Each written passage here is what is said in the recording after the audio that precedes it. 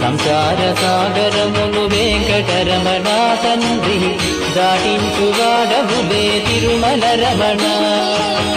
లోకాల ఏలికతో వెంకటరమణ తండ్రి భక్తజన పాలకుడే తిరుమల రమణ.